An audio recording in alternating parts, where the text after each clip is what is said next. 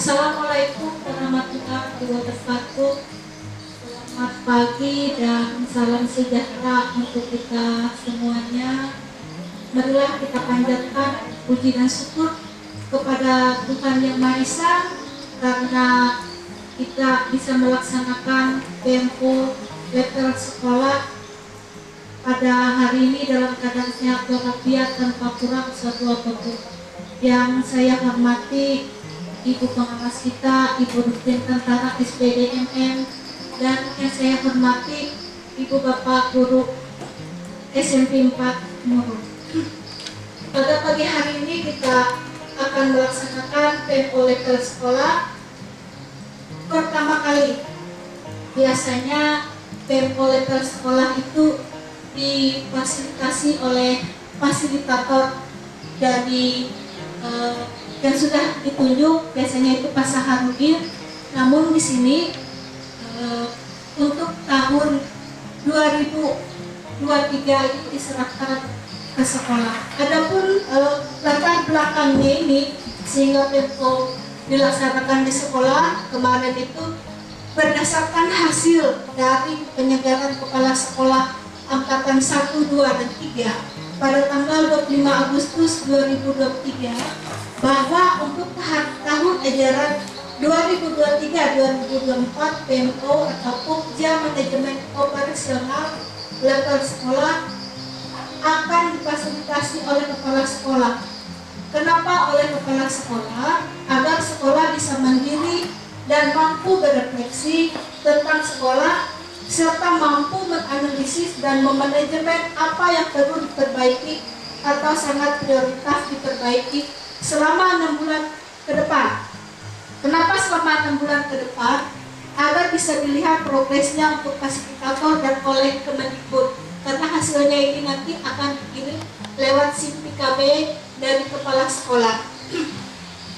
Kemudian tujuan dari pemorikan sekolah ini bertujuan untuk mendiskusikan, menemukan akar masalah dan menyepakati solusi berkaitan dengan hasil belajar murid. Nah, di sini ada kesepakatan kelas. Yang pertama, hadir tepat waktu, berpartisipasi aktif dalam diskusi, menghargai pendapat peserta lain, penggunaan telepon genggam hanya saat di luar kelas, menjaga kebersihan ruang kelas dan lingkungan sekitar tempat tempo level sekolah, mengembalikan perlengkapan yang disediakan ke tempat perlengkapan. Nah, adapun topik kita kemarin itu perlu saya laporkan ke Ibu Pengawas berdasarkan dari hasil rapor pendidikan yang sudah kami eksplorasi, kemudian dari PMM, bahwa progres pembelajaran kami itu tidak turun, tidak naik. Jadi untuk itulah kami memilih topik dari ini implementasi pembelajaran di kelas, dan kami ambil subtopiknya itu pembelajaran berdiferensiasi. Sekarang kita mulai dari diri sendiri dulu. Di sini ada 5 pertanyaan mungkin yang akan saya tanyakan ke Ibu Bapak Dewan Guru, karena ini sifatnya diskusi untuk mencari akar masalah dari progres pembelajaran kita yang tidak ada kenaikannya di rapor pendidikan dan di PMM itu cukup baik ya. Yang pertama itu bagaimana saya dapat mengelola kelas untuk memenuhi kebutuhan murid secara individu. 2, apa yang saya ketahui tentang latar belakang murid saya, pembelajaran sebelumnya dan perkembangan keterampilan mereka. Yang ketiga, apa yang saya ketahui tentang murid saya di sekolah dan di luar sekolah dan tujuan dari mereka. Yang keempat, apa yang saya ketahui tentang profil belajar murid saya, apa gaya belajar yang disukai oleh murid, bagaimana saya bisa menggunakan informasi tentang minat, kesiapan dan profil belajar murid saya untuk membantu saya merancang dan melaksanakan pembelajaran secara efektif. Jadi ada 5 pertanyaan yang saya buat di sini, mulai dari diri sendiri. Jadi nanti kita sama-sama merundingkan apa eh, kira-kira atau apa ya yang sudah kita lakukan ketika kita di dalam kelas. Nah, kita mulai mungkin karena di sini ada 3 guru DKP, ada Asiano, ada Ibu Selasiah dan Ibu Helda. Sebelum itu kita mungkin mulai dari guru DKP-nya dulu. Silahkan Pak Asiano ya. Terima kasih atas waktu yang telah diberikan kepada saya. Ya. Jadi bagaimana saya dapat mengelola kelas untuk memenuhi kebutuhan murid secara individu. Kita ketahui bahwa murid kita itu adalah mempunyai latar belakang yang berbeda-beda, kemudian mempunyai karakteristik yang berbeda-beda. Nah, sehingga hal yang perlu kita lakukan yaitu kita melakukan observasi dulu terhadap murid kita, ya, apa yang kita lakukan untuk kebutuhan mereka. Nah, jadi menurut saya yang pertama kita melakukan observasi untuk mengenali mereka secara pribadi, ya. Kemudian yang kedua, kita melakukan atau merancang pembelajaran yang sesuai dengan kebutuhan mereka. Kemudian yang ketiga, kita melakukan evaluasi terhadap apa yang kita lakukan. Nah, jadi itu hal yang penting menurut saya, bahwa saya tegaskan kembali bahwa murid kita itu mempunyai latar belakang yang berbeda-beda, karakteristik yang berbeda, sehingga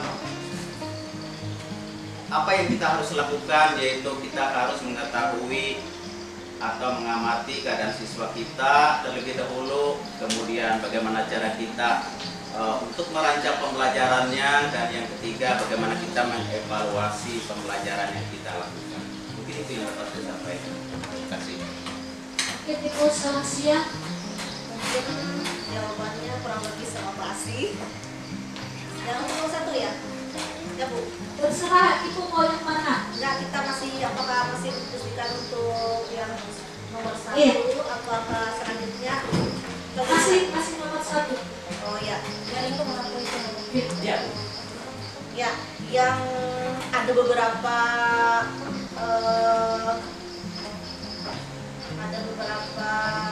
hal yang perlu kita ketahui untuk diterapkan untuk mengelola kelas dan memenuhi kebutuhan murid dan individu.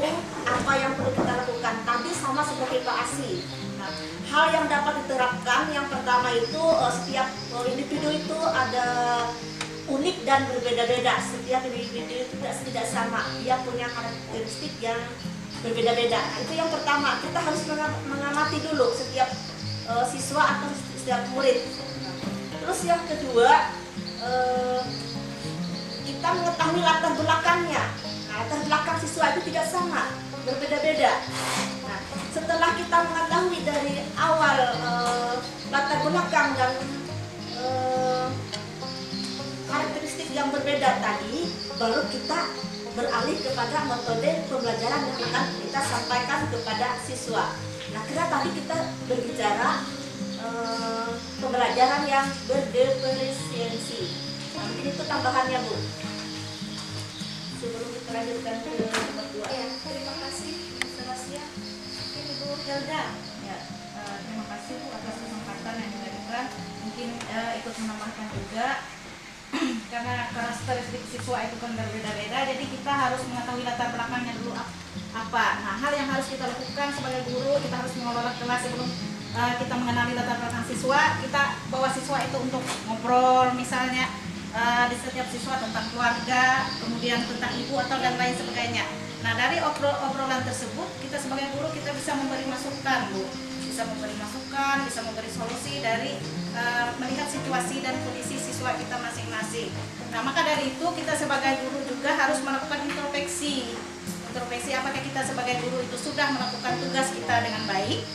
Apakah kita sebagai guru itu sudah benar bagaimana cara kita memperlakukan siswa kita, baik secara individu maupun secara klasikal. Nah, satu hal yang perlu ditanyakan, bagaimana murid-murid itu harus kita kita tanamkan kepada siswa itu harus saling menghormati satu sama lain. Nah, apakah pembelajaran yang kita berikan selama ini benar-benar menarik bagi siswa? Nah, selanjutnya dari masalah tersebut sudah tereliminasi, maka dalam proses pembelajaran akan mudah dan lancar sehingga tujuan yang kita dapatkan bisa tercapai secara optimal. Terima kasih. Terima kasih Bu Nada. Mungkin dari Pak Asmiadi, bagaimana Pak Asmiadi? Saya dapat mengelola kelas untuk memenuhi kebutuhan murid secara individu, sama ya? Ya, ini sama untuk mengetahui karakteristik siswa dulu ya. Ya, kemudian mungkin Ibu Ira. Kurang lebih tadi sama seperti teman-teman yang lain, Bu. Kita lebih ke ini, mengenali latar belakang karakteristik siswa. Kasih Bu Ira. Ibu Trisna. Tapi sama juga tidak terlalu jauh dengan beberapa teman yang sebelumnya, karena kita sebagai guru, menurut saya bukan hanya tugasnya mengajar saja, tetapi kita juga perlu mengetahui ya, misalnya seperti latar kebutuhan daripada guru tadi. Karena itulah terkadang kita sebagai guru juga perlu rasanya pada saat tertentu misalnya kita mendiskusikan, misalnya seperti kebutuhan mereka atau juga yang tidak kalah pentingnya untuk maju mundurnya sebuah pendidikan itu kita perlu juga untuk melibatkan orang tua. Kemudian juga dalam sehari-hari kita juga perlu misalnya melakukan observasi atau mengamati misalnya seperti apa perilaku ya setiap murid tadi, karena tentunya setiap murid itu memiliki karakter yang berbeda. Mungkin itu saja yang bisa saya sampaikan. Terima kasih Bu Irma Mariana. Terima kasih atas kesempatan yang diberikan. Berdasarkan dengan teman-teman tadi sepakat ya, mengulang sedikit tadi latar belakang yang kita ambil berawal dari mengenali murid kita dengan berbagai keunikan atau karakteristiknya. Kemudian kita juga bekerja sama dengan rekan sama guru di sini untuk mengetahui misalnya ada hal-hal yang harus saling bertukar pikiran begitu ya. Kemudian tadi berkolaborasi dengan rekan kerja. Selain itu juga kita bekerja sama dengan orang tua. Nah, ini pembelajaran bersama. Terima kasih Bu Irma Mariana. Mungkin Ibu Devi Sariati. Terima kasih untuk kesempatannya. Mungkin kurang lebih hampir sama aja dia sama guru yang lain. Mungkin sedikit mengulang, mengolah kelas untuk memenuhi kebutuhan murid secara individu adalah salah satu tugas penting bagi seorang pendidik. Setiap murid memiliki kebutuhan dan potensi yang berbeda ya, jadi semua siswa itu tidak sama, Bu. Ya, sifatnya sangat berbeda ya. Di situ dan tugas guru adalah memberikan pendidikan yang sesuai dengan kebutuhan individu mereka, seperti mengenali murid, mempertimbangkan kebagian, mendefinisikan pembelajaran, berikan dukungan tambahan, itu komunikasi terbuka pada seluruh siswa. Terima kasih Bu Sari. Pak Isra. Baik, terima kasih kepada Ibu Kepala Sekolah yang telah memberikan kesempatan. Ini menambahkan saja sebenarnya dari apa yang sudah disampaikan teman-teman tadi, sebenarnya itu sudah memadai dan sudah pas. Di sini saya menambahkan kita bisa juga menggunakan teknologi terkini, artinya kita bisa memanfaatkan beberapa teknologi yang mendukung proses pembelajaran kita di kelas. Misalkan pada saat memilih materi apa yang kita bisa muat di dalam misal kita menggunakan PowerPoint misalkan, jadi materi-materi itu yang kita tuangkan di sana secara tidak langsung itu juga bisa memotivasi gairah belajar anak-anak secara tidak langsung, karena pada dasarnya kita selama ini pembelajaran yang dilakukan itu bersumber hanya pada satu satu sumber saja.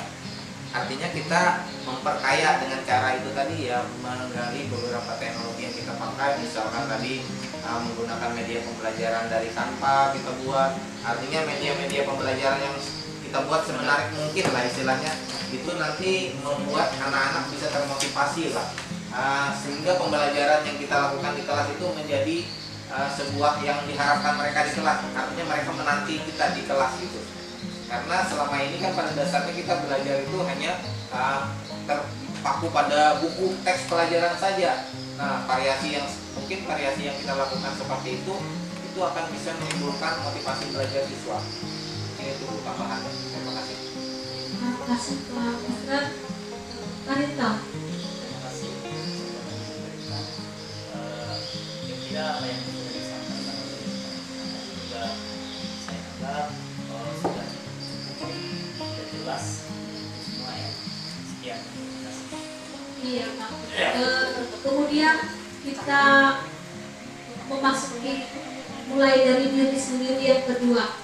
Apa yang saya ketahui tentang latar belakang murid saya, pembelajaran sebelumnya, dan perkembangan keterampilan mereka.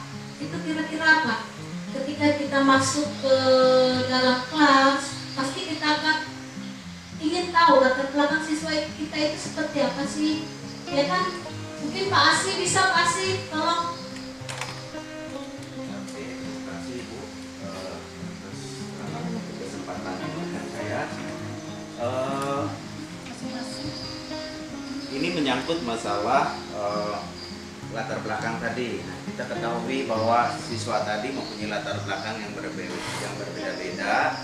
Nah, namun di samping itu juga kita harus mengetahui bagaimana keadaan keluarga. Kemudian kita harus juga mengetahui tingkat emosional siswa, ya, bagaimana siswa itu pada saat belajar, apakah dia dalam hati yang senang, dalam keadaan yang baik, gitu ya. Kita harus mengerti juga. Kemudian yang ketiga, kita harus juga mengetahui bagaimana siswa itu bergaul dengan temannya, apakah dia suka belajar berkelompok, apakah dia suka individu, gitu ya. Nah, jadi hal-hal ini juga sangat kita perlukan untuk mengetahui bagaimana latar belakang dan perkembangan keterampilan mereka. Nah, juga saya di sini mau mengatakan bahwa kepada kita bahwa siswa kita itu sebenarnya tidak ada yang bodoh. Nah, namun siswa kita itu mempunyai keterampilan yang mereka miliki. Nah, keterampilan ini yang perlu kita kembangkan, misalkan nanti berhubungan dengan minat mereka. Nah, ketika mereka menyukai pembelajaran yang berhubungan dengan keterampilan mereka, mungkin nanti akan menghasilkan sesuatu yang baik, ya. Nah, begitu juga dengan sebagian besar kalau latar belakang mereka juga baik di rumah, mungkin di sekolah juga mereka merasa bahwa di rumah sudah tidak berbeban, di sekolah mungkin keadaan mereka juga lebih baik. Nah, jadi hubungannya antara pembelajaran dengan latar belakang mereka dan keterampilan mereka itu sangat berpengaruh terhadap perkembangan belajar peserta didik. Nah, mungkin itu yang bisa saya sampaikan. Terima kasih Pak Asyad. Mungkin Ibu Bapak yang lainnya ada juga yang ingin menambahkan apa yang dikatakan Pak Asyad tadi itu tentang latar belakang murid, kemudian perkembangan keterampilan mereka. Kita silakan. Ya Bu, menyambung dari seperti yang Pak Asri katakan tadi, saya ingin menambahkan di sini ada aspek kesiapan. Nah, aspek kesiapan siswa, misalnya kita bisa membedakan kelompok siswa yang mana siswa berkemampuan tinggi dan siswa yang mempunyai kesulitan atau berkemampuan rendah. Karena setiap siswa itu kan berbeda-beda.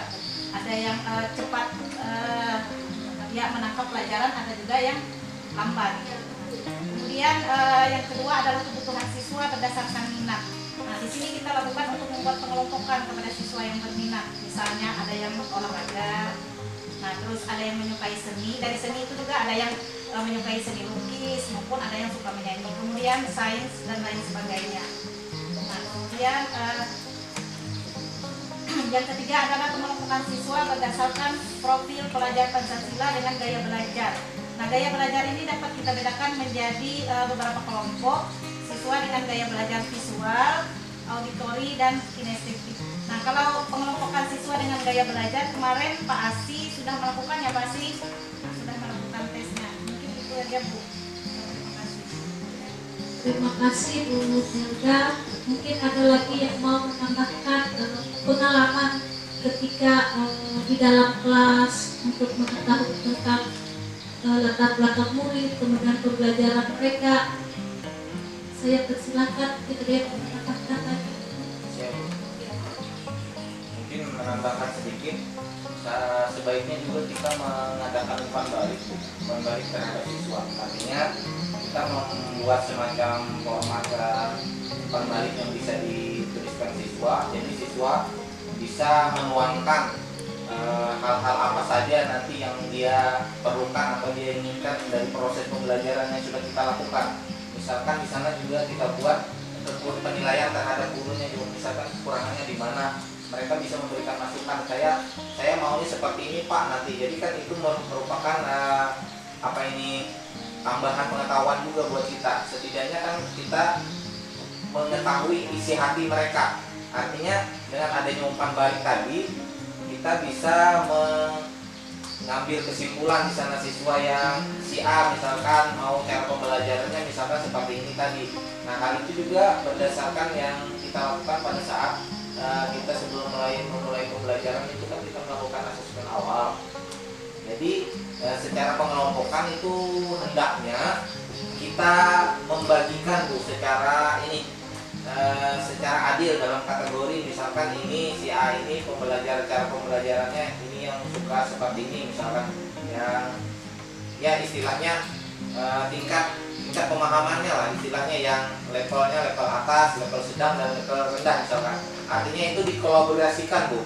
Secara tidak langsung siswa ini bisa belajar dengan dengan sesama dia Bu. Jadi itu kami rasa juga bisa membantu siswa, karena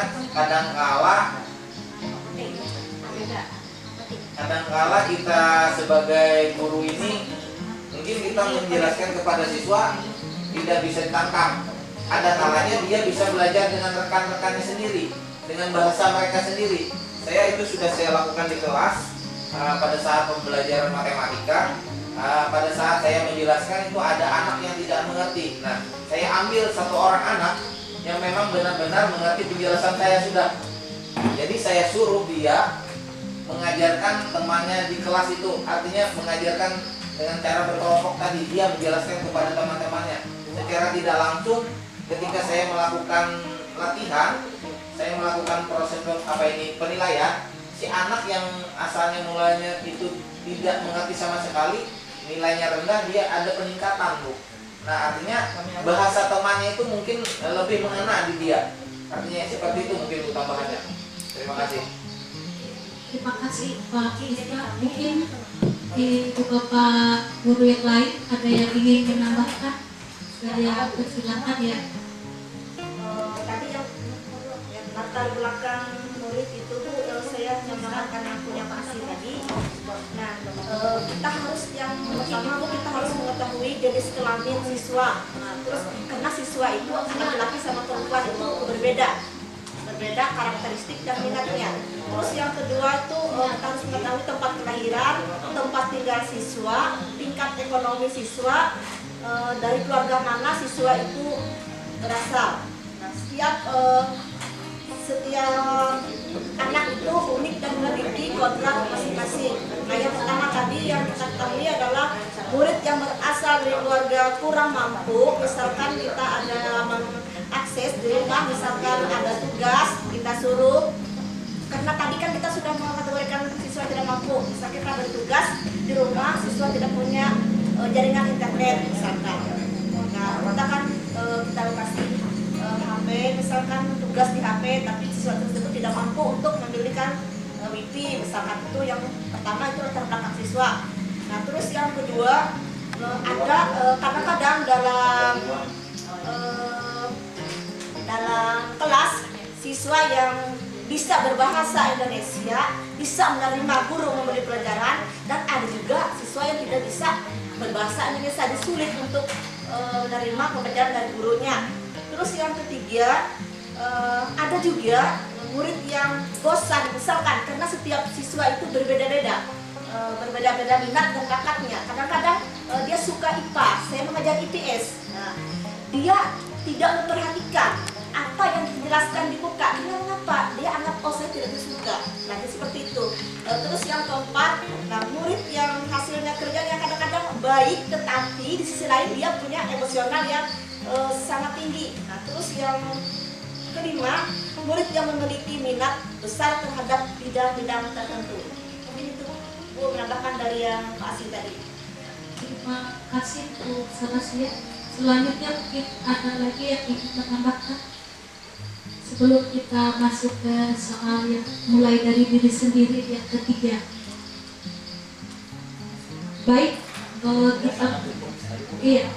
kita masuk ke yang nomor 3 ya.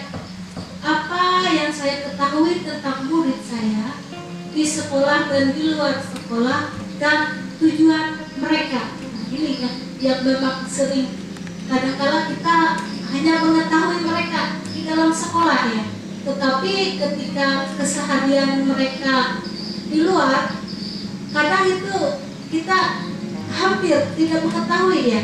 Iya, kenapa? Karena itu kan sudah di luar pengawasan kita, karena mereka sudah pulang ke sekolah, otomatis kita tidak mungkin untuk mengetahui. Namun hal ini bukan berarti lalu kita tidak mengetahui. Kita bisa mengetahui keadaan siswa di luar itu melalui cerita teman-temannya. Kadang-kadang teman-temannya itu kan bisa bercerita, dan kita juga bisa mengetahui dari orang tua mereka ya, karena kita kan selalu bekerja sama dengan orang tua, sehingga kita bisa mengetahui apa saja keseharian mereka di luar sekolah. Mungkin yang nomor 3 ini ada ibu bapak guru yang mau menceritakan pengalamannya ketika untuk mengetahui apa itu namanya tentang murid baik di sekolah maupun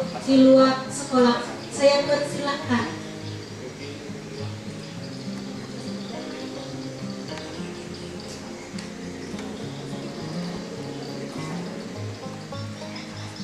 Ya, terima kasih Bu. Ya, nomor 3 tadi, apa yang saya ketahui tentang murid saya di sekolah atau di luar sekolah dan tujuan mereka. Yang pertama itu Bu, alangkah baiknya kita di dalam sekolah antara guru dengan guru dengan siswa itu adalah yang pertama membangun komunitas belajar antar sekolah. Itu yang pertama itu Bu. Kenapa? Untuk mengetahui apakah siswa itu ada kegiatan di luar sekolah atau di dalam sekolah. Itu yang pertama, harus ada komunitas belajar antara pendidik dan siswa, artinya guru dan siswa. Tujuannya adalah komunitas belajar dalam sekolah diharapkan dapat meningkatkan kompetensi pendidik dan membangun budaya belajar bersama yang berkelanjutan sehingga berdampak pada peningkatan hasil belajar peserta didik. Nah, itu yang pertama. Terus yang selanjutnya kita adakanlah eskul, seperti yang ada sekarang, ekstrakurikuler, baik itu di luar sekolah, misalkan pramuka, olahraga dan sebagainya. Nah, terus yang terakhir, adakanlah komunikasi. Tidak kita punya WhatsApp antara seorang pendidik dengan gurunya. Misalkan tadi kita bentuk dalam proses belajar tadi. Nah, di situ kita bisa memantau. Nah, kalau kita sudah memberi komunitas belajar, kita bisa dengan siswa. Misalkan kita berilah pertanyaan situ, oh besok ini belajar ini belajar ini. Berilah materi yang akan kita pelajari besok hari kepada siswa tersebut. Nah, jadi kita bisa memantau. Nah, besok hari misalkan bisa kita memberi kepada mereka mempertanyakan, oh ini materi apa yang sudah kamu pelajari tadi malam. Jadi kita bisa memantau setiap saat. Maka adakanlah komunitas belajar antara guru dan peserta didik.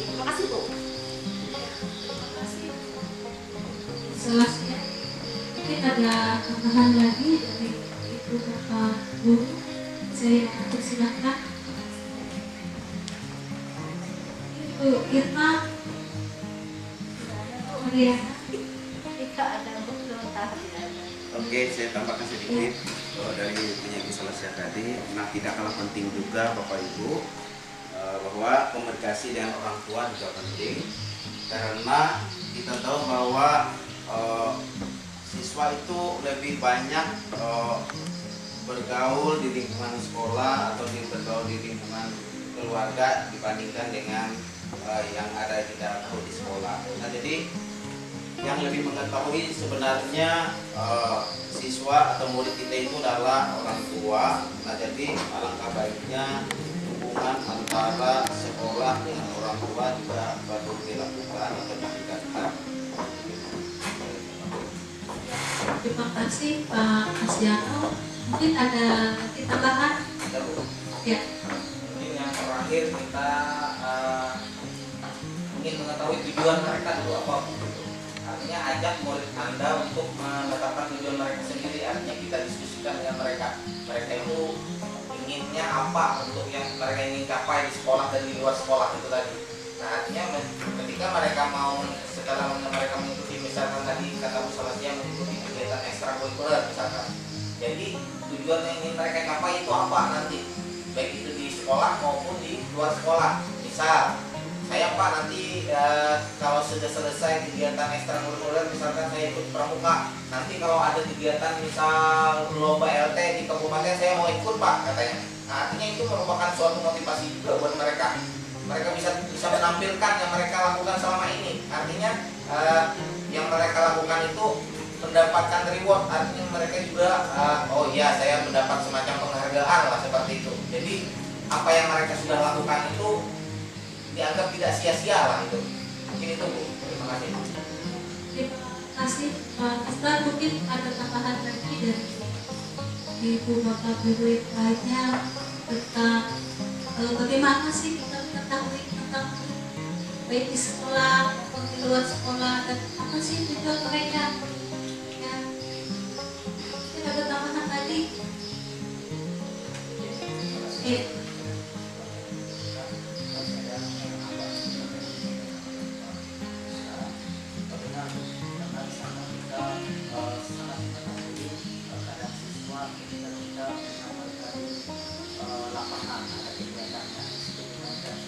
Sekali tujuan kita yang kayak pramuka dan kayak olahraga kelihatan sekali. Karena dengan itu sangat penting sekali kegiatan-kegiatan itu kita programkan di sekolah. Itu kira-kira tambahan. Terima kasih Pak Ustaz. Mungkin ada tambahan lagi. Barito. Iya, maaf Karinto ya. Mungkin ada tambahan lagi dari silakan. Seperti menambahkan pemisahan sama kemarin ya anak-anak itu untuk sharing atau ada dan lain sebagainya dengan guru itu kayaknya mereka tuh enaknya pada saat kita tidak jam belajar di sekolah ya bukan formal. Contohnya seperti siswa kalau kita kelas 7 kemarin, nah, ada siswa kami kelas 7 namanya Jihan ya kemarin. Jihan itu pun tidak masuk sekolah mungkin semingguan lah Miss. Nah, gara-gara apa? Ya ternyata orang tuanya bertengkar, ayah dan ibunya, jadi bajunya tuh mulai dibuang, dirobek. Nah, dari situ kan kita tahu berarti itu latar belakangnya adalah dia tidak turun ke sekolah. Terima kasih Bu Helga ya. Tidak ada tambahan lagi dari Bapak Guru yang lain. Mas Riyadi mungkin. Oke, kita lanjutkan ya. Kita lanjutkan kembali ke ini soal nomor 4 ya. Yang ini yang sudah dipaparkan tadi itu kan tentang profil belajar itu sudah ya. Nah, di sini apa yang kita ketahui tentang profil belajar murid siswa kita ketika kita di dalam kelas, kemudian apa gaya belajar yang disukai oleh mereka. Di sini sangat penting sekali ya, karena untuk memulai suatu pembelajaran di kelas, pastinya kita harus mengetahui dulu tentang profil belajar murid, kemudian gaya belajar murid. Mungkin ibu bapak guru bisa sharing ya, kira-kira apa ya? Saya persilahkan ibu bapak guru. Kalau profil belajar kemarin sama dengan gaya belajar ya Pak? Ya, di sini sama dengan gaya belajar. Ya kemarin kan ya dapat dikelompokkan menjadi 3 visual, auditori dan kinestetik. Nah, bisa mungkin Pak Asi yang jelaskan. Oleh Pak Asi kemarin kan yang sudah melakukan tesnya evaluasi. Ya, karena siswa itu kan ada yang berbeda-beda, ada yang menyukai gaya belajar dari video, yang visual, ya ada auditori, ada kinestetik. Nah, kalau kita berbicara kepada profil belajar murid itu tadi seperti kita jelaskan Bu Helda, itu memang ada 3. Nah, yang pertama itu visual, belajar dengan melihat, misalkan siswa itu melihat materi yang berupa gambar, itu sukanya diagram, terus PowerPoint, catatan, peta konsep dan lain-lain sebagainya. Terus yang kedua itu adalah auditori, belajar dengan mendengar. Artinya ada gaya siswa atau siswa yang suka mendengarkan, hanya mendengarkan saja. Nah, mendengarkan penjelasan guru atau guru membaca dengan keras, itu yang dia suka. Atau sering mendengarkan pendapat pada saat berdiskusi. Nah, itu termasuk auditori. Nah, sedangkan yang ketiga itu adalah kinestetik, yaitu belajar sambil melakukan sesuatu, sering bergerak. Nah, misalkan praktek. Nah, itu yang ada 3 yang profil belajar murid.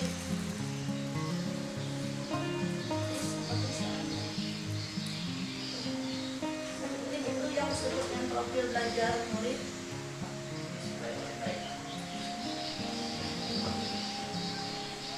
Nah, dari di sini tadi itu Pak Asi kemarin sudah bisa mempraktekkan dari 3 ini, siswa bisa menyukai yang mana di antara 3 ini. Apakah dia termasuk visual atau auditori atau kinestetik ya. Oke, terima kasih yang menambahkan ya dari hasil tes gaya belajar yang kemarin saya lakukan. Ya, sebenarnya hasilnya itu pada umumnya murid kita itu menyukai semuanya. Ya, jadi ada yang kategorinya audio visual, ada yang visual kinestetik, kemudian audio kinestetik gitu ya.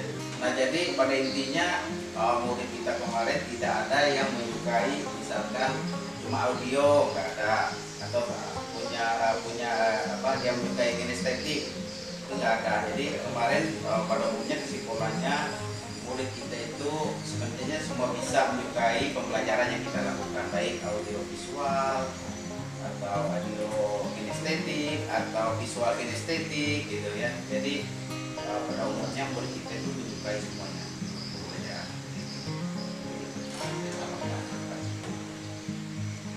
Terima kasih Pak Asia. Mungkin ada tambahan lagi dari Ibu Bapak Guru yang lain? Sangat jelas ya. Iya, itu kita masuk ke kelima ya.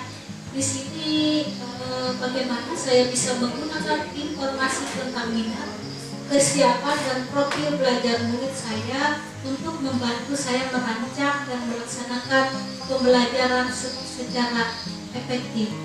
Mungkin ada ibu bapak guru yang mau sharing apa yang sudah digunakan untuk mengetahui informasi tentang minat, kesiapan dan profil dari belajar murid itu sendiri. Saya persilahkan.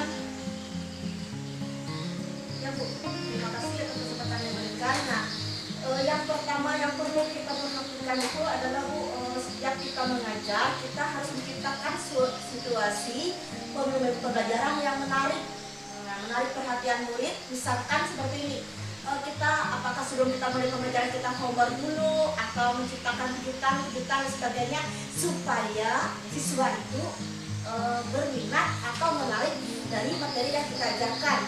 Terus yang kedua, kita harus menciptakan konteks pembelajaran yang dikaitkan dengan minat individu murid. Nah, yang ketiga itu menciptakan kesempatan belajar di mana murid itu dapat memecahkan suatu permasalahan. Nah, kita beri masalah kepada murid, apakah dia bisa menyelesaikan masalah tersebut atau tidak. Nah, itu dari minat belajar murid tuh yang pertama. Nah, terus yang kedua, kesiapan belajar siswa. Nah, untuk murid diminta misalkan begini Bu, mengerjakan soal-soal yang telah memahami penerapan konsep, misalkan matematika. Nah, apakah dia misalkan Pak bisa mengerjakan matematika, kesiapan siswa itu kan belajar dari rumah. Apakah dia sudah mengetahui apa yang Pak Misran ajarkan, misalkan materi klinik. Nah, itu kesiapan dia. Apakah dia sudah siap apa tidak? Nah, itu dia sudah belajar dari rumah. Nah, karena setiap guru itu pasti menyampaikan besok kita belajar klinik dan bangun kubus misalkan seperti itu. Tapi dia harus siap. Jadi dari situ kan kita alangkah baiknya sebelum belajar kita memberikan pertanyaan pemantik kepada siswa. Jadi dia siap atau tidak? Nah, itu kesiapan siswa. Profil yang belajar murid tadi sama seperti yang kita jelaskan tadi, yang ada 3 tadi yang seperti yang dijelaskan oleh Pak Asli tadi. Sama profil belajar murid yang ada 3 tadi, apakah dia termasuk visual, auditori, atau kinestetik. Terima kasih Bu. Terima kasih Bu Salasia. Mungkin ada lagi ibu bapak guru yang mau ngerti tentang programnya kelas, ketika menggunakan informasi tentang minat, kemudian kesiapan dan profil belajar murid-murid itu sendiri. Saya persilahkan. Ya. Merancang dan melaksanakan pembelajaran secara efektif dengan beberapa cara. Yang pertama misalkan kita identifikasi dulu minat belajarnya yang pertama. Kemudian yang kedua menyesuaikan metode pengajaran. Kemudian yang ketiga menggunakan profil belajarnya. Kemudian yang terakhir kita membuat pembelajaran yang relevan. Nah, saya rasa yang terakhir ini yang sangat berperan penting. Artinya dengan menggunakan informasi tentang minat, kesiapan dan profil belajar murid, kita bisa menentukan metode atau pembelajaran yang seperti apa yang nanti akan kita pakai di kelas agar proses pembelajaran itu bisa berlanjut dengan sesuai dengan harapan nanti bisa mencapai tujuan pembelajaran yang kita lakukan di kelas. Mungkin itu saja Bu tambahan. Mungkin ada tambahan lagi. Oke, baik, saya akan nambahkan beberapa dari teman-teman tadi. Nah, yang kelima ini menurut saya ini adalah kesimpulan. Apa yang akan kita pelajari hari ini adalah kesimpulan. Adalah jawabannya adalah pembelajaran berdiferensiasi. Itu. Karena di sini sudah mencakup semua apa yang ada dalam pembelajaran berdiferensiasi. Nah, di sini kita sudah mengetahui dari asesmennya, asesmen pendahuluan, di situ ada minat, ada kesiapan belajar, ada profil siswa. Nah, kemudian apa yang harus kita buat? Harus kita rancang. Ya, kita merancang pembelajaran berdiferensiasi. Terima kasih Pak Asliano.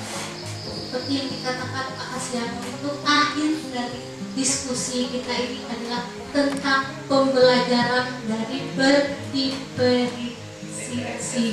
Ya, baik. Kita masuk lagi. Nah, ini dia.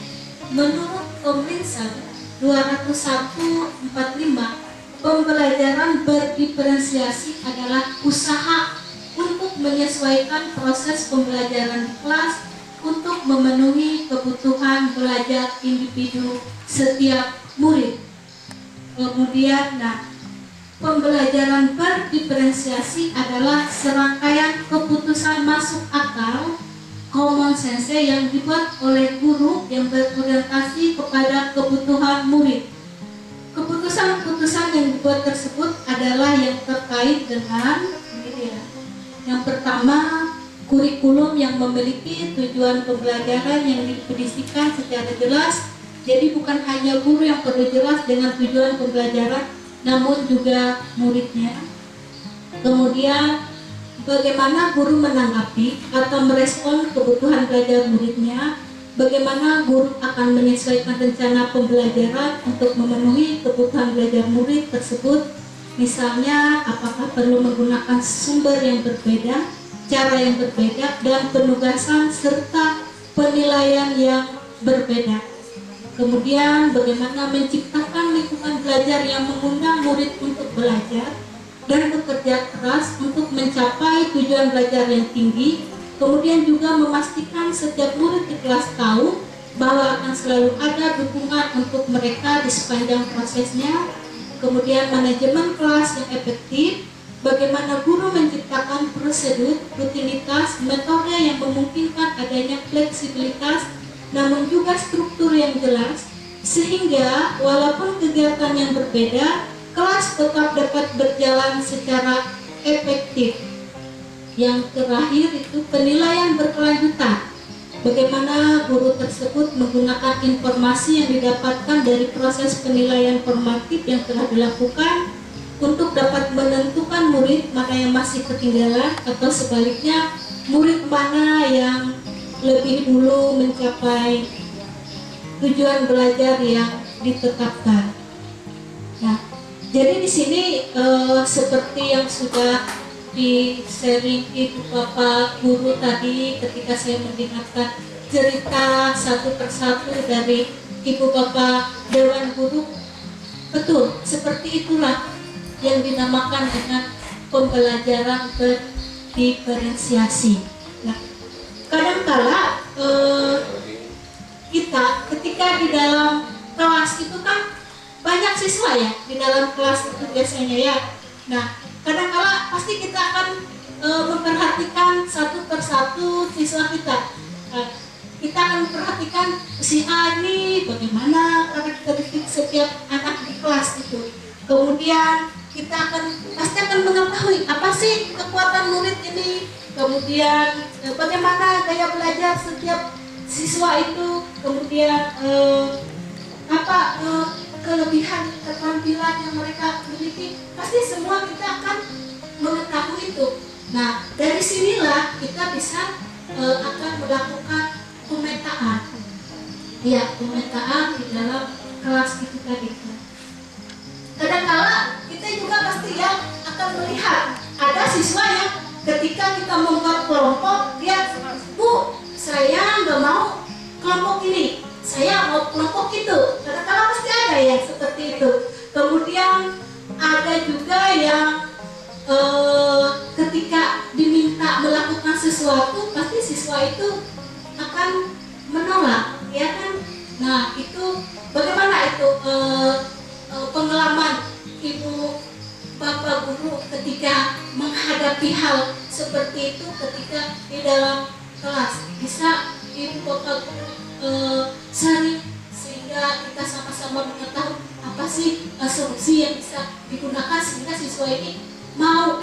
Iya, waktu dan tempat saya persilahkan Ibu Bapak Guru. Ya, solusinya apa? Ketika di situ ya. Jadi jadi bukan berarti ya ketika ketika kita berpikir pembelajaran berdiferensiasi itu, lalu kita satu siswa ini lain model pembelajarannya, yang satunya lain. Jadi pembelajaran berdiferensiasi itu bukan dengan mengajar cara yang berbeda, tetapi dia tetap satu.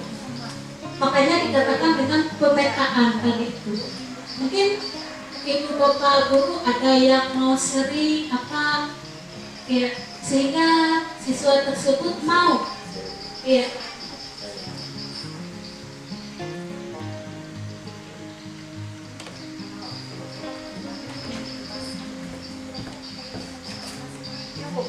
Ya, Mungkin saya biasanya dalam pengelompokan itu saya beri kebebasan untuk mereka memilih kelompoknya masing-masing. Iya, bisa seperti Ya, itu. saya tidak memaksa mereka Iya. memilih itu. Jadi mereka yang memilih temannya masing-masing. Iya, mungkin ada tambahan lagi untuk Bapak Guru. Iya, Mungkin tidak jauh beda dengan yang disampaikan oleh Ibu Mega tadi.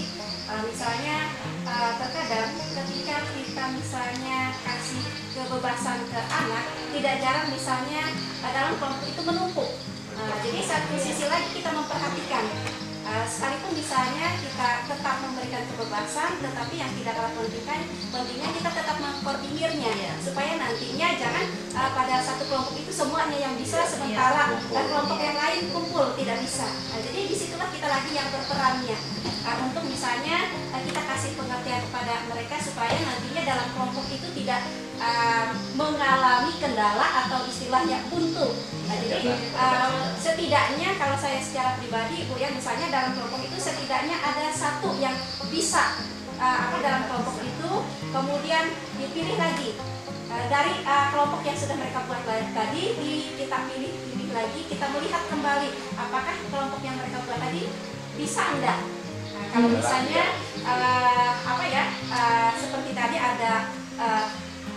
ada penumpukan yang bisanya di sini, yang tidaknya di sini, disitulah peran kita sebagai guru. Itu saja. iya. Terima kasih Bu Trisna. Mungkin ada tambahan? Ya, bisa sedikit lagi Bu. Iya. Nah, terus kalau dalam suatu kelompok tuh misalnya saya bagi Bu, saya lihat perempuannya ada berapa, laki-lakinya ada berapa. Jadi saya tentukan misalnya 5 orang, untuk laki-lakinya dalam satu kelompok misalnya cuma 2 orang. Berarti selebihnya untuk perempuan, jadi itu dibagi per kelompok. Iya. Terima kasih Bu Belda. Mungkin ada tambahan? Iya, sangat jelas. hampir sama ya. Hampir sama. Iya. Kemudian juga Bu ya, misalnya dalam kelompok itu kan saya minta tolong misalnya ada 1 atau 2 orang yang istilahnya yang bisa dipercayakan supaya semua dalam kelompok itu bisa. Jadi ada 1 orang yang saya tugasnya dalam kelompok itu ditugaskan untuk mengajari temannya. Iya. Sehingga ketika misalnya diskusi itu bukan hanya 1 orang yang bisa, tetapi dalam kelompok itu semuanya bisa ya. Nah, itu Bu. Terima kasih. Mungkin ada tambahan dari Ibu pengawas ya tentang pembelajaran berdiferensiasi ini seperti apa sih? Masih banyak. Dipersilahkan Bu. Jelas. Jam berapa selesai? Belum ini. Supaya saya bisa meringkasnya. Ya. Jangan berharap bisa Masih ada 35 menit. jam-jam. Bu. Ya, terima kasih atas waktu yang diberikan. Kalau memang memungkinkan, minta ya dikonekkan. Semua yang dibicarakan tadi sudah implementasi buku merdeka ya. Jadi luar biasa. Seperti Pak Murung, saya berharap mereka ini adalah pionisnya Kabupaten Bandung Raya. Amin. Itu mungkin sempurna tidak, tetapi kalau mal itu bikin baju kan ada malnya. Ke arah sempurna lah kan. Mal kan enggak Ya mal. tahu ini ya, ada ukuran itu. Mal itu sudah tepat. Iya. Nah mungkin kan yang di dalamnya ini dia yang perlu disempurnakan di dalamnya.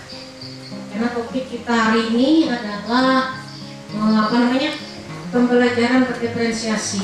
Nah, pembelajaran berdiferensiasi itu tentunya kan ada beberapa hal kan, dari kognitif, bakat, minat, ya, dan karakteristik siswa. Tadi sudah dijelaskan bagaimana dia memperlakukan pembelajaran di kelas terkait bakat, minat, dan karakteristik. Dan sudah disampaikan lagi juga tadi terkait yang kognitifnya.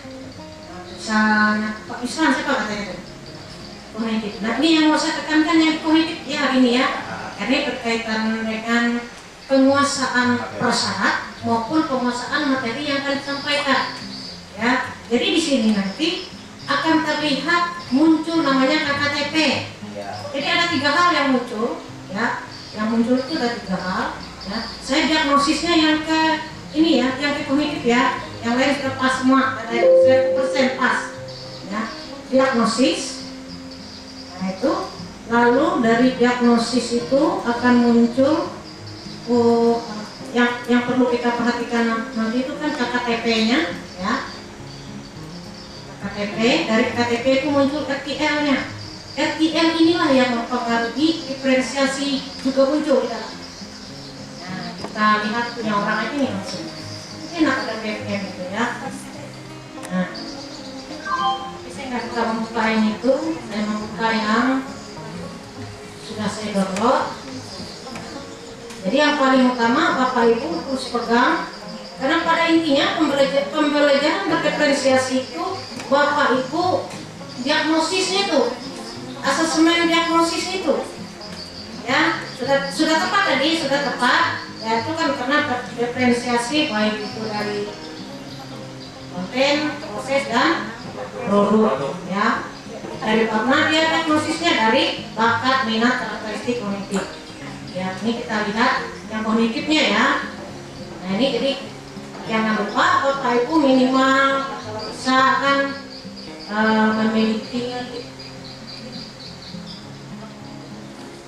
fisiknya, itu maksud saya. Jadi modul ajar. Nah ini kan terkait asesmennya, terutama dalam satu TP. Tapi tidak semua setiap masuk itu kan harus ada asesmen diagnosis. Tidak semua, misalnya Anda masuk hari ini, hasil yang hari ini itu kan bisa juga menjadi bahan untuk RTL masuk berikutnya, kan tidak semua harus itu. Nah ini satu lagi, mumpung sebelum lupa, di rapor mereka itu apa bunyinya, sematif kah? Formatif, formatif. Ada muncul formatif? Ada. Di situ ada muncul formatif ya? Ada. Untuk sementara yang rapot yang kami pakai ada formatifnya. Oh, ada. Yang tidak ada formatifnya itu ada nggak menemukan itu? Kalau yang terbaru belum. Yang misalnya bunyinya sematif yang begitu. SMA, Bu. Sematif begitu. Nah, kalau menurut yang saya pelajari, yang sematif itu yang benar. Belok. Betul. Pemahaman saya karena begini, formatif itu bagian dari diagnosis dan itu dilaksanakan bisa dari awal sepanjang pembelajaran untuk perbaikan kita segera, refleksi dan tindak lanjut kita pada saat pembelajaran di formatif. Nah, sumatif itu untuk menilai, misalnya dalam satu TP dapat nilai kita, TP 1 dapat nilai, karena sumatif itu kita nilai dalam bentuk angka. Sementara formatif kita tidak mengambil nilai, tetapi kita perbaikan rencana tindak lanjutnya. Makanya saya bilang tadi harus ada KTP-nya. KTP itu yang harus muncul. Karena makanya kenapa tidak ada KTP di rapor? Nah, ada kaitannya nih. Di rapor tidak ada KTP karena KTP itu fungsinya untuk diferensiasi tadi. KTP Bu. Misalnya begini Bu, ada 3 soal nih. Si A cuma tidak bisa menjawab 3-tiganya. Bagaimana cara kita mengajar dia? Itu tujuan pembelajaran ini si A tidak bisa menjawab waktu kita formatifnya itu apa yang kita lakukan terhadap anak ini, apa dikurangkan, apa diberhentikan, itu maksud saya kan kasarnya. Nah si B yang menjawab 2 bisa, itu berbeda. Nah si C yang menjawab 3-tiganya bisa dia sebagai narasumber bagi temannya. Nah itu perbaikan, itulah fungsi KTP. Kenapa di kurikulum Merdeka tidak ada KKM gitu bahasanya? Karena KTP itu adanya KTP, fungsinya untuk rencana tindak lanjut yang berbeda-beda di siswa tadi. Itulah yang dinamakan diferensiasi, ya, perbedaan. Salah satunya dari pengetahuan ya. Dan yang beda-beda tadi misalnya siapa tadi? Si A misalnya dia itu kalau dalam diferensiasi produk ya, sebelum saya masuk ke sini, si A saya sukanya menyajikan dalam bentuk gambar nih jawabannya. Si B saya mau mempresentasikan dalam bentuk PowerPoint. Si C saya hanya bercerita saja tidak mempresentasikan apa-apa. Itu diferensiasi produk kan? Nah itu barangnya dia menjelaskan apa? Atau kalau yang video kan diferensiasi apa proses? Nah diferensiasi proses. Ini saya mau bercerita. Waktu kegiatan kita kemarin di gedung B ya, waktu di gedung B itu Ibu Rita siapa website ini ya, dia menampilkan best practice kan. Waktu menampilkan best practice itu dia video-video itu rasanya saya nggak ngantuk itu, seger. Nah ada satu orang yang menceritakan itu best practice-nya, tapi dia bla cerita begitu aja, tidak ada videonya, hanya ada PowerPoint. langsung saya lemes gitu. Nggak konsen, lalu saya ngobrol aja dengan teman-teman yang lain. Saya bayangkan, saya bercerita dengan teman, bayangkan kalau siswa murid saya yang S2 aja nih hampir pensiun, ada malas. Nah itu artinya diferensiasi proses itu misalnya kalau kita menyajikan dalam bentuk foto, karikatur, nah ada siswa yang apa namanya dalam bentuk video, nah itu bervariasi kan. Tidak mesti bervariasi kalau menurut saya nih, tidak mesti bervariasi yang kita bagi bervariasi misalnya hari ini video, besok drama, lusanya tuh teks saja baca teks gitu ya. Nah, karena siswa sedikit kan, itu. Nah kita kembali ke ini tadi, intinya itu kan asesmen ya. Asesmen itu yang pertama apa? Tetapkan dulu tujuan pembelajarannya. Tujuan pembelajaran apa? Kalau dalam tujuan pembelajaran itu bisa diuraikan ada berapa indikator? 1 atau 2? Paling gampang Ya, kalau nah itu ya, jadi diuraikan dari tujuan pembelajaran tentu ada indikator-indikator. Nah, indikator KKTP tadi per indikatornya, per indikator lagi bukan per TP. Kalau 1 TP Anda bisa merumuskan 4 indikator, maka KKTP-nya per itu tadi. Nah coba kita lihat, ya ini profilnya pertanyaan pemantik.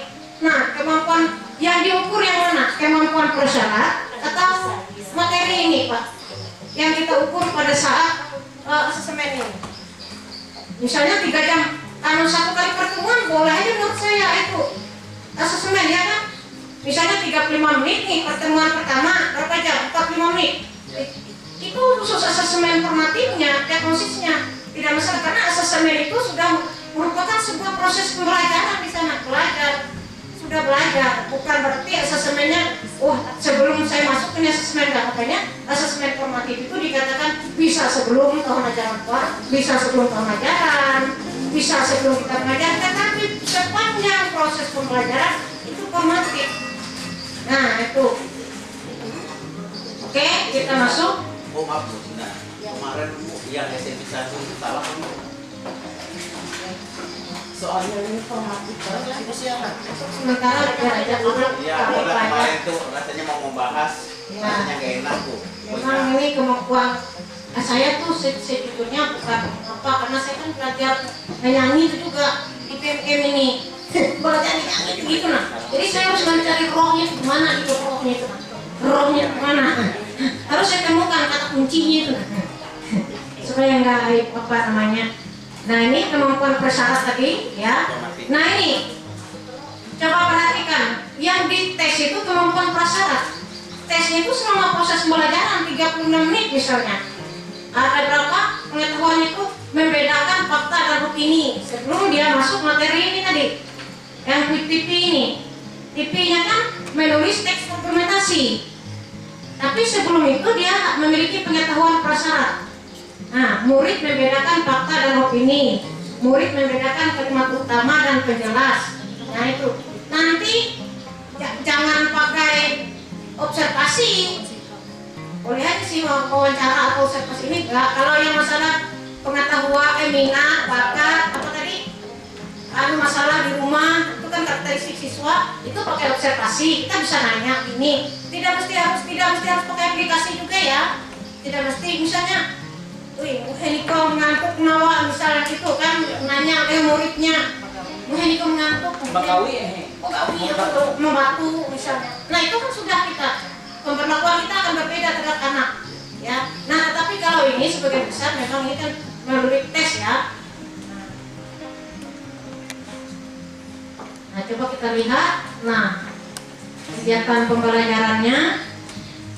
Nah ada kegiatan pembelajarannya ada ini jadi pada saat asesmen itu sudah ada kegiatan pembelajarannya. Kayaknya dia bisa 1 kali pertemuan 1 minggu ini. Nah lalu berikutnya, nah ini metode yang sudah dipilih. Nah saya lanjut lewat aja ya. Nah, itu apa-apa saja instrumen atau apa yang digunakan. Nah tindak lanjutnya. Nah ini ya rangkaiannya pada kegiatan pertama ini 80 menit kegiatan pertama ya, ini di modul ajar itu pertemuan tatap muka. Ini kebetulan daring ya, jarak jauh, saya nggak fokus ke sana. Nah ini kegiatannya, kegiatan pembuka. Nah sudah masuk kelas ini. Kegiatan intinya, asal coba lihat, kegiatan intinya 30 menit asesmen diagnosis. Nah ya, jadi proses pembelajaran sudah melakukan asesmen diagnosis. Jadi ini namanya tes formatif. Nah, apa yang diminta? Murid diminta untuk mengidentifikasikan kalimat, kata, opini, kalimat utama, kalimat penjelas dari sebuah teks. Berarti kita menyiapkan teks nih ya. Nanti ada tabel siswa mengisi. Teks atau artikel dipilih guru dapat diperoleh di media cetak atau di mana saja. Nah itu anunya tuh kegiatan saya kan pembelajaran masuk kelas itu aja, fokus itu aja.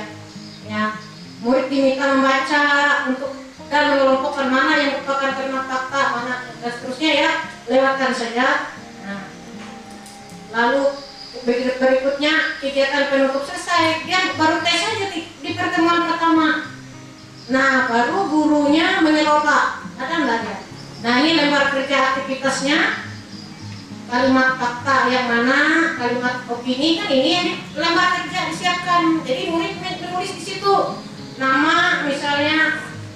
Apakah berkelompok atau gimana? Ini terserah aja ya, terorang atau terorang aja dulu. Misalnya misran, kalimat katanya ini ditulisnya kalimat opini yang mana, kalimat utama yang mana. Nah dari situ kita bisa ini masuk ke KTP ini namanya. Jadi kategori 1 kalau dia paham utuh berarti itu kategori 1. Kalau dia paham sebagian itu kategori 2. Kalau dia paham semuanya kategori 3. Nah itu sudah kriteria yang kita anukan ini sudah kriterianya. Bukan berbentuk kriterianya, bukan berbentuk angka. Misalnya dapat 50 tidak mesti gitu ya. Kualitatif. Ya ini kualitatif. Nanti si siswa nanti kalau dia menjawab yang begini, jumlah jawabannya berarti dia masuk kategori 1. Si B menjawab begini, dia masuk kategori 2. Si C jawabannya begini, dia masuk kategori 3. Kategori-kategori inilah yang menentukan strategi kita dalam mengajar dia. Itu maksudnya. Itulah diferensiasinya muncul. Ya. Nah, kita lihat di sini. Nah, ini. Jadi hasilnya pengerjaan muridnya itu kalau kalimat kata itu paham utuh, kalimat opini paham utuh, semua utuh, berarti dia masuk kategori 1. Apa rencana tindak lanjutnya? Dia masuk kategori 1 ini. Nah, ada di sini. Rencana tindak lanjutnya kategori 1 itu yang kita uraikan dalam rencana pembelajaran. Nah, karena ini kan berbeda-beda nanti. Nah, kalau kebetulan semua kategori 1, berarti kan tidak diferensiasi, tidak masalah. Apakah kita harus memaksa diferensiasi? Tidak, malah bagus kan? Kalau kebetulan ini semuanya Bu, semua sama bakat minat, tidak harus memaksa modul yang itu diferensiasi. Yang diferensiasi itu karena kebutuhan siswa saja. Nah gitu ya, jadi kadang-kadang kita tidak mesti menemukan modul itu harus diferensiasi semua. Siapa tahu muridnya cuma 2 sama aja anunya. Kalau kita kasar-kasar diferensiasi dong, siswa aja nggak perlu itu. Nah sudah jelas kan anunya tuh. Nah ini jadinya yang di kiri itu KTP-nya, yang di kanan itu tindak lanjutnya. Tindak lanjut itulah uraian dari kegiatan pembelajarannya. Coba kita lihat. Kalau kategori 2, nah jadi dia kategori 2 ini kalau kalimat fakta cuma paham sebagian, kalimat opini paham sebagian. Nah dia kategori 2. Guru membuat kelompok belajar, murid kategori 1 dan kategori 2. Guru memberikan pembelajaran tambahan. Jadi lihat pembelajaran tambahan itu, misalnya dia panjangin dikit waktunya, itu boleh lah. Yang masuk kategori yang mana yang jadi tadi? Lupa aku. Kategori 3 lah yang jadi tadi. Yang masuk kategori 3 dan 2 itu bisa aja jangan dipulangkan dulu. Mana yang dia paham? Beri waktu beberapa menit. Karya boleh kan pintar jadi. Kurus dong yang pintar disuruh pulang dulu ya. Nah, yang nggak pahamnya ini, nah itu nama jadi bagian dari diferensiasi namanya pengayaan. Nah, jadi kalau muncul pengayaan, berarti sekolahnya juga diferensiasi karena dia memfasilitasi siswa yang agak rada-rada kurang atau lambat, bukan bodoh ya, kurang lambat bermasalah dan sebagainya. Guru memberi pembelajaran tambahan lah, bukan berarti dia harus les sore dan sebagainya. Tambahin dikit aja, pelajaran tambahan itu terkait indikator TV tadi aja. Apakah soalnya di situ atau apa? Nggak usah yang pelajaran tambahan sampai segala materi yang lain, enggak. 1-2 soal terkait indikator yang itu aja. Pencapaiannya. Iya. Nah ini tadi, nah ini kan karena dia nih perpaduan, kita lihat lagi beberapa yang lain ya. Nah ini juga, nah ini contoh yang lain ya. Nah ini jangan lupa bahwa di situ, tes, ya. Nah jadi tujuan pembelajarannya apa, indikatornya apa, nah ini rubriknya nih. Nah, indikatornya ini ya, diperhatikan ini rubrik penilaian KKTP-nya. Ini kan ada 2 nih. Yang pertama misalnya dia mengidentifikasi berbagai bentuk kerangka bangun ruang sederhana. Nah, kalau peserta didik tersebut mulai, berarti dia hanya sedikit aja dia bisa. Nah, tentu dia berada di mana? Awal berkembang kriterianya kan?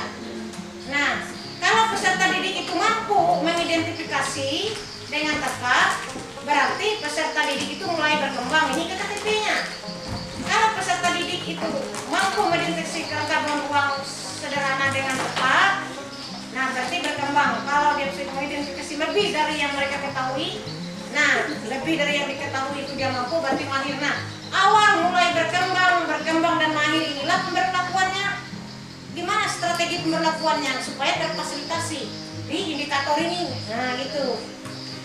Muncul nanti di uraian. Nah, sama. Indikator kedua juga sama. Maka disinilah tindak lanjutnya. Contoh tindak lanjut ini contoh. Bapak Ibu tidak mesti harus seperti ini. Misalnya yang awal berkembang, bagaimana dia diberikan penguatan konsep-konsep, pengayaan dilaporkan lewat sesi tambahan, diberikan LKPD untuk dipelajari di rumah. Nah, ada lembar kerja khusus dia. Ini salah satu strateginya yang mana kita pakai. Yang dia di indikator itu dia masih awal berkembang. Oh, yang awal berkembang ini diberi LKPD. Yang lahir jangan diberi LKPD juga gitu. Nah, kecuali kalau mau pengayaan ya. Ya, karena dia ini mau kita berikan jadi deklarasi misalnya sebagai, silakan aja. Tapi kalau nggak mau repot juga nggak masalah. Kira-kira sampai di sana. Maksud saya itu nanti muncul ininya yang ditekankan munculnya. Dan ingat, ini kan soal-soalnya yang formatif itu bisa juga digunakan untuk sumatifnya. Jadi tidak pasti 2 kali Bisa. soal. Tergantung Bisa. tujuan kita nanti itu. Tergantung kuliah. tujuannya. Nah, Nah, makanya di atas itu diuraikan tujuannya itu.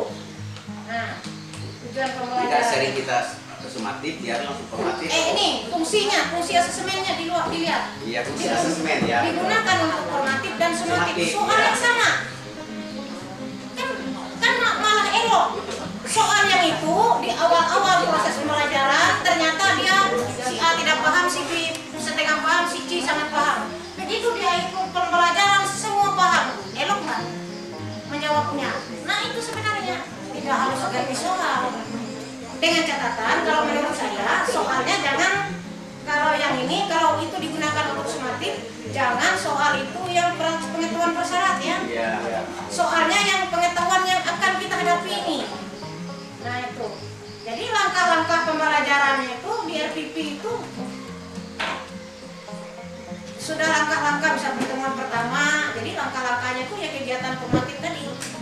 Oh ya itu. Kan saya waktunya.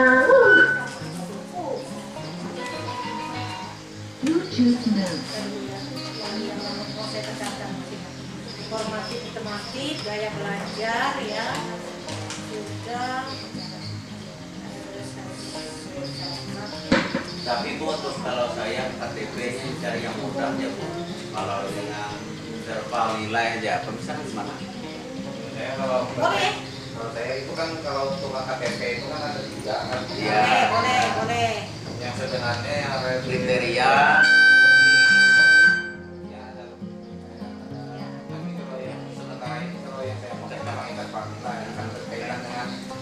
belajar siswa kan kalau matematika kan biasanya ada pemahaman kognitifnya kan, jadi kan secara dilakukan kita bisa mengukur tingkat Boleh juga, sangat boleh. Jadi dia punya itu kriteria. kan Ya, kriteria. deskripsi. Bukan maksud saya itu ke KTP itu tidak mesti juga berbentuk angka. Iya.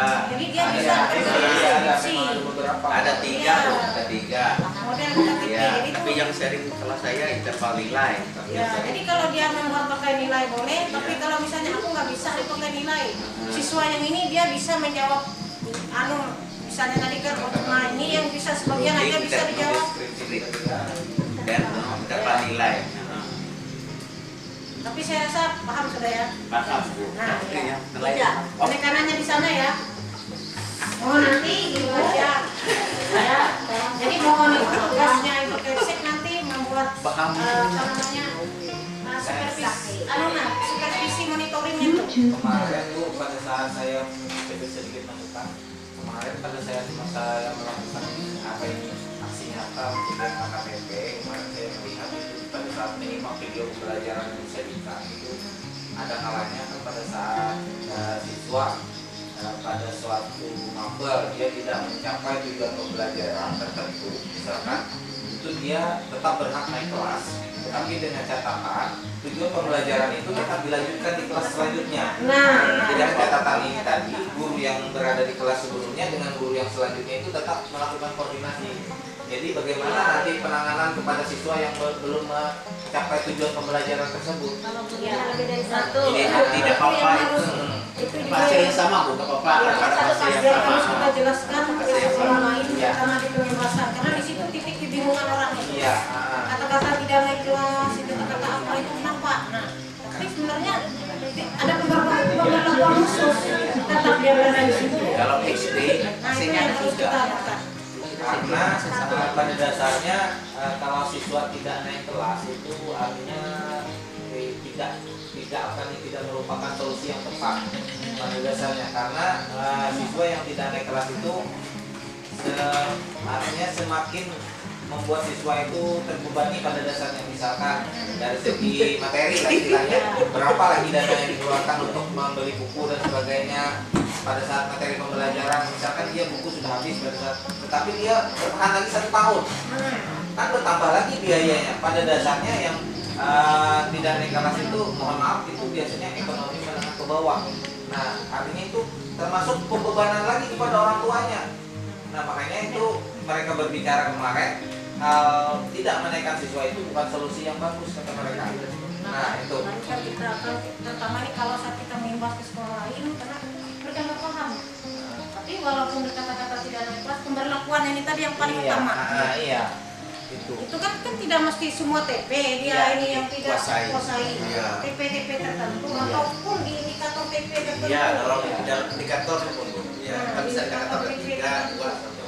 Nah ini yang dibuat progresnya entah dia sore hari. Nah, makanya itu siswa yang bersangkutan itu perlu penanganan khusus tadi. Penanganan khusus, Iya, ya. dengan catatan kita membicarakannya bagaimana nanti dengan orang tuanya penanganan siswa ini, artinya tetap selalu berkolaborasi tadi agar TP yang kita sebut itu tadi bisa tercapai. Jadi harus soal-soal. Iya, Itu jadi Iya. kita iya itu tadi. ada mungkin kok seperti 3 tahun yang belum masuk.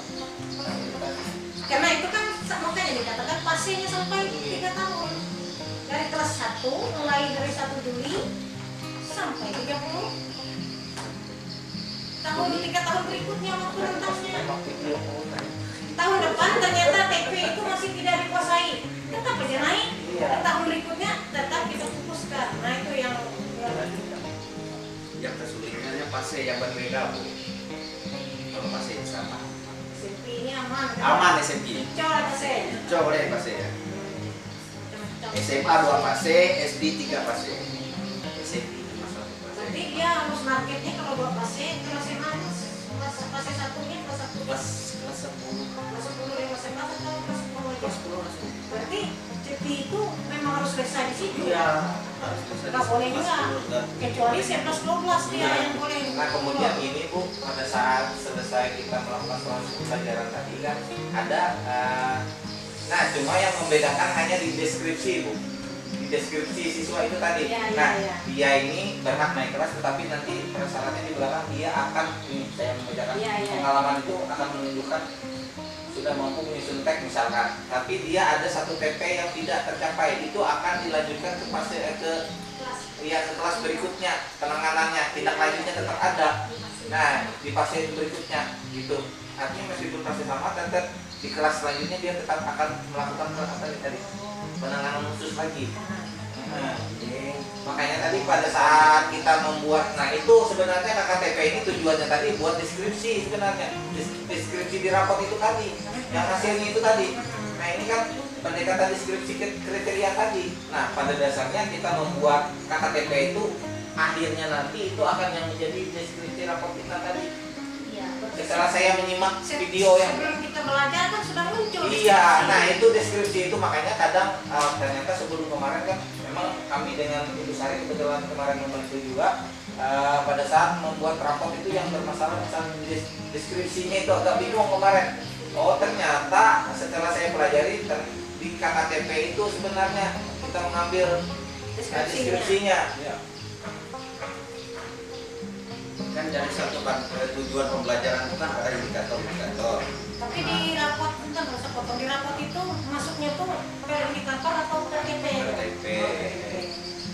Gimana kalau di rapot indikator ada yang dikuasai ada yang tidak? Ya. Ada alasan yang itulah. Tapi ada itu Bu, kalau 3 dia menguasai, 1 tidak tetap tuntas. Oh, ada Ada itu kalau kita melakukan misalkan pakai rubrik penilaian di bawahnya itu Bu ada semacam keterangan Bu. Dia dikatakan menguasai materi apabila Misalkan ada indikator 3 yang dikuasai. ya misalkan Memadai. dia ada dikatakan layak kan, ada misalnya ya pendekatan rubrik misalkan nyetop lah ibu konsep nyetop lah. dia dikatakan layak ini dari kesimpulan peserta didik dianggap sudah mencukupi tujuan pembelajaran jika kedua kriteria di atas mencapai minimal tahap cakap. Nah artinya paling tidak dia di situ ada dua cakapnya baru dia dikatakan misalnya 3 adalah 3 indikator. ada 2 cakap, Ya. TP yang ini yang diangkat. Nah ini nah ya. itu juga rumus itu. Di sini kan kesimpulan Bisa dijadikan tuntas. peserta didik dianggap sudah mencapai tujuan pembelajaran jika kedua kriteria di atas mencapai minimal tahap cakap. Nah itu 2 minimalnya. Atau kalau masalah itu berkembang. Oke. Nah, yang tadi yang ya berkembang Bu, Ya, berkembang. berkembang. Berkembang. Ya. Yang minimal berkembang. Minimal berkembang. Iya, berkembang. Nah, itu ya. Kalau yang teh kuning. Iya, jadi ini Pak. Tekan mundur lampu-lampu. Syukur-syukur kalau mahir. Ini kalau yang kelihatan Ini Jawa dong. sepele lah, kepsek lah. Kelihatan kecil dan sepele, tapi ini maunya nih. Iya. Kalau ini dikuasai, enteng ini masuk ke dalam itu. KTP penting. Iya, KTP penting. Makanya kan di KKTP itu sebenarnya masa awal kita melakukan segala aktivitas Ya tidak lanjut ya. Betul. Ini saya kira yang ini di anu itu bunyi tindak lanjut ini bisa dijadikan di mana ini contoh punya orang kan bunyi ini kan tidak mesti harus kita Tidak harus ikuti. sama. Tidak harus sama. Misalnya tadi kan ada indikator yang ini, misalnya mulai berkembang dan berkembang, mungkin kan misalnya bisa nih dijadikan referensi untuk mengisi indikator bunyi ini. Baru berkembang kalau di sini kan yang di video pembelajaran kemarin yang waktu yang di TMM saya simak tuh itu kategorinya baru berkembang, layak, cakap dan mahir. Iya. Ada 4 itu. Saya kira mirip-mirip aja mereka. Nah, jadi pendekatan rubrik ini merupakan salah satu pendekatan yang paling komprehensif dan disarankan Iya, iya. dalam menentukan kriteria ketercapaian tujuan pembelajaran KKTP tadi. Nah, itu yang artinya memang istilahnya pendekatan rubrik ini yang sebenarnya memang dianjurkan sebenarnya. Tetapi berkaitan dengan materi pembelajaran kita di kelas itu kita tergantung kita aja lagi, boleh memakai interval nilai tadi, boleh seperti itu. Mana yang enak Ya, mana anu itu. ya. Ya, yang mana yang enak. Menyajikannya. Tapi deskripsi paling enak. Diskusi paling enak. Iya. Tinggal kita contreng memadai, tidak memadai. Iya. Nah, ini kan di bawahnya kan ada kesimpulan sudah. Ada kesimpulan. Ada kesimpulan. Jadi kesimpulan itu tadi yang kita adopsi untuk deskripsi raport tadi, Bu. Itu paling enak ya. Deskripsinya kriteria. Bapak Ibu yang lain kan kalau memang misalnya ada yang belum paham jangan terlalu khawatir, dan itu bisa jadi rencana tindak lanjut lagi di komunitas belajar. Ya, itu rencana. Bagaimana mengajar. Jadi tugas Ibu Kepsek itu supervisi dan monitoring mana yang sudah paham, mana yang belum. Yang sudah paham ini dia menjadi narasumber bagi temannya, yang belum paham itu dia yang belajar dengan temannya. BMM banyak di sana. Ya. KTP-nya ada di tema banyak, tinggal kita masuk aja. Prinsipnya banyak. Kira itu langsung saya tentang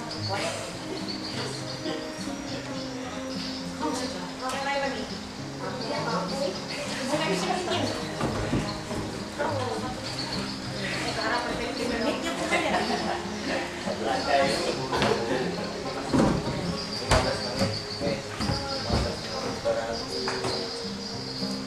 35 menit bagian waktu. Terima kasih. Pengawas yang sudah tentang pembelajaran dan organisasi. Mungkin Ketika kita menerapkan pembelajaran dan diferensiasi di dalam kelas, mungkin ada kendala yang kita hadapi pada saat kita menerapkan pembelajaran berdiferensiasi ini. Mungkin ibu bapak guru ada yang mau sering apa sih kendalanya ketika melaksanakan pembelajaran berdiferensiasi di dalam kelas. Mungkin ada ibu bapak guru yang mau sharing tentang kendala yang dihadapi ketika melaksanakan pembelajaran berdiferensiasi. Seperti yang dijelaskan ibu pengawas tadi bahwa pembelajaran berdiferensiasi itu tadi haruslah berakar pada pemenuhan kebutuhan belajar murid dan bagaimana guru merespon kebutuhan belajar tersebut. Ya kan Bu? Itu saya tangkap dari yang sudah Ibu Rustin jelaskan. Mungkin ada nggak kendalanya Bapak Ibu guru ketika melaksanakan pembelajaran berdiferensiasi ini tadi di dalam kelas? Mungkin ada yang mau sharing?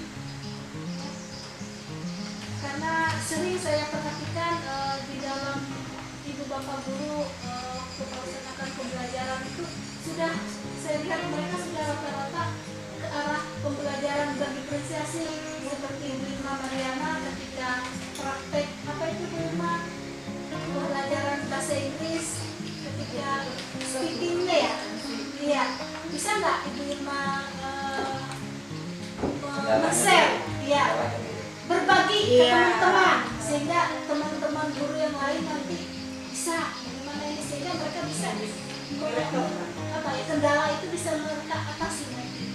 Ini Bu Irma bisa berbagi. Terima kasih atas kesempatannya Bu. Ini aja ya Bu ya. Iya kita sering aja karena ini sifatnya diskusi. Karena ini bahasa Inggris di SD kan belum ada Bu ya. Nah ini kendala pertama yang saya terus ketika saya melakukan asesmen diagnostik mengetahui mereka, di sini saya kasih selembaran dari mana mereka tahu bahasa Inggris awalnya, misalnya nama dan sebagainya. Kemudian ada yang tahu bahasa Inggris itu karena tahu biasa tidak ada yang dari saya lihat di jawaban, ada yang dari media sosial. Kemudian dari situ hobi itu saya tanyakan apa yang minat anaknya berbeda-beda. Nah untuk penerapan di kelas ketika saya sedang mengelompokkan mereka, terasa saya seketika ada bawa laptop Bu, ada juga bawa tablet yang saya bawa salam kecil dari rumah untuk yang kami belajar. Terus ketika berdua karena saya nggak tahu kemarin praktek di luar Bu, ya ini beda banget suasana kita di kelas dan di luar gitu. Ternyata kalau di kelas ini karena saya menonton atau bagaimana atau mereka dapat pengalaman belajar juga di luar karena angin atau bagaimana lebih semangat terus di luar. Untuk yang anak yang mungkin tadi yang kelompok tadi itu kendalanya kemana tadi ya? Pengalaman belajar mereka dari fase sebelumnya. Iya. Namun itu kan bisa diatasi dengan cara. Nah untuk nanti kan nanti juga ada misalnya ada materi yang tadi time. Iya. Nah sebelum time karena saya melihat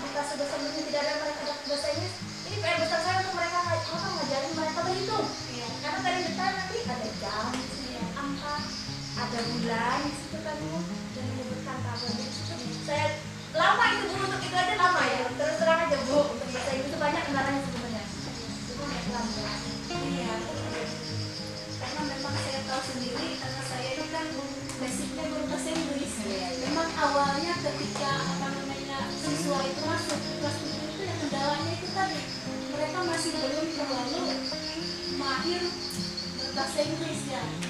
Namun itu tadi ada solusinya juga ya Birma, kita pelan-pelan untuk melihat siswa ini. Jadi maunya seperti ini, gaya belajar siswa seperti ini. Jadi sehingga kendalanya itu bisa kita atasi. Ada lagi ibu bapak Saya tambah dikit ya. Makanya yang solusi mulai ngomong. Tambah-tambah aja terus. Iya. Iya. Tambah pengetahuan dulu. Nah, ya. Jadi kalau misalnya saya mengikuti dengan evaluasi atau pakai C, kan ada input, output, outcome. Nah, kalau misalnya tadi, kalau misalnya modul ajar, mengajar di kelas dan sebagainya itu output kasih udah pikir ini. Terima kasih. Ada outcome yang mau kita cek. Apakah merasa senang sekarang? Apakah capsiknya merasa senang sekarang? Siswa sekarang itu cepat-cepat mau bolos kan rasanya dia. Cepat mau pulang. Atau ya kalau misalnya kita masuk ada melihat kita terlihat siswa senang di sekolah, bahkan ya mohon maaf nih siswanya makin bertambah. Nah itu luar biasa. Hal yang luar biasa capaiannya ya. Siswa tidak mau pulang dan kita masuk siswa mau terlihat siswanya bahagia, enjoy. Nah berarti kan ada hal yang menarik kan. Wih lagi nih aku dengan bapak ini nah ini belajar naik pohon. Ya kalau nyuruh iki belajar sambil kalian belanja wadai, belanja si pasar, belanja si warung. Mau nak belajar ini dari mana lagi nih aku. Nah itulah salah satu indikatornya untuk outcome itu yang pertama ya, karena kalau menurut saya sudah bagus benar banget apa yang sudah dicapai. Yang berikutnya lagi bagi TC, ibu dan bapak guru, kalau jadi guru penggerak, rasanya aku siap tuh mah, perasaan aku siap, berarti ada hal baik yang sudah didapatkan, ya kan? Nggak mungkin kamu bilang siap pun tidak tahu mana, pasti mikir. Ketahuan kau ini kau ada habis laptopku. Ya kalau ada percaya diri lah. ada percaya diri. Aduh, kamu jadi kepala sekolah berprestasi atau guru berprestasi. Ketahuan begini lain ada orang habis laptop ketahuan di Mandira keren. Iya enggak? Nah itu sudah indikasinya bahwa kita itu sebenarnya outcome itu sudah ada muncul. Nah, ketika kita pede, jadi guru penggerak, apa namanya yang satu itu? Mengajar karate, mengajar praktek, apalagi yang satu itu? Yang Pembatik. nah, yang seperti itu misalnya kan, karena sebenarnya alat bahan yang kita pakai itu Iya, benar. dan itu sudah saya rasakan. Saya 3 loh guru PSP ini. Besok saya ke Protel Baru besok. Kemarin saya di SMP 5. Saya tidur nyenyak aja saya. Orang semua ada di laptop.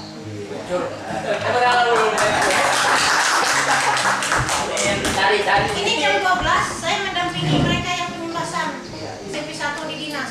Nggak belajar lagi saya barangnya ngitung-ngitung ngalutin kalian aja. Nah itu maksud saya kan. Jadi tidak cuma untuk siswa, juga untuk kita. Ya, kalau kita tuh, wah nanti misalnya ibu siap nih, wah saya siap nih jadi capsek. Nah itu sudah kelihatan indikasinya.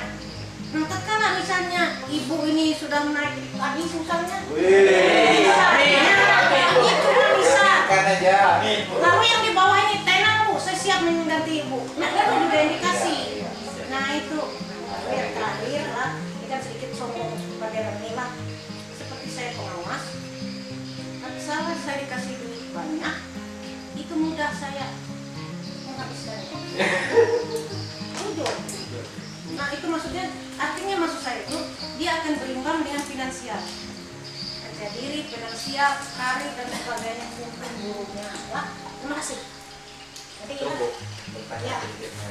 Kan kebetulan Bu Udin juga basicnya kan matematika. Ya. Ini Pak, saya sudah matematik. enggak, ini cuma sekitar kita sharing aja Bu pengetahuan Ibu. Ini kan sementara ini memang saya sudah mulai tahap berdiferensiasi. Rencananya pada saat ini kan pada dasarnya matematika itu tidak terlepas dari 4 hal: penjumlahan, pengurangan, perkalian, pembagian. Nah, yang jadi momok bagi saya itu anak itu banyak yang tidak hafal perkalian. Nah, itu dasarnya. Nah, ini saya ada inisiatif, sebenarnya ini kan kebetulan juga kami sedang memprogramkan budaya literasi juga di kelas-kelas. Jadi saya nanti menyuruh anak-anak rencananya membuat semacam tulisan, di situ dituangkan bentuk perkalian dan sebagainya, nanti ditempel-tempel di kelas. Secara tidak langsung itu akan terlihat terus oleh mereka. Nah, apakah itu merupakan salah satu solusi, Bu? Jadi mungkin menurut pengalaman Ibu bagaimana caranya agar anak-anak ini bisa tertanam, bagaimana cara bukan pada dasarnya tidak menghafal lah, istilahnya kalau menghafal itu mudah lupa. Nah, bagaimana caranya supaya anak ini tertanam, bagaimana supaya perkalian itu bisa nempel lah di ingatan mereka. Gitu. Betul, satu solusi itu. Iya. Kalau ditempelkan, kalau kalian gambar iya betul. Masuk salah satu solusinya. Iya. Tapi satu yang mau saya ingatkan ya, kan kita kan tidak mungkin tidak melakukan kasus khusus. Ada siswa dari protelinnya itu baca, mau ini tahu be. Nah, maksud saya itu begini, tetap lakukan tindakan semampu saja, tidak usah sampai lepas duit tenaga.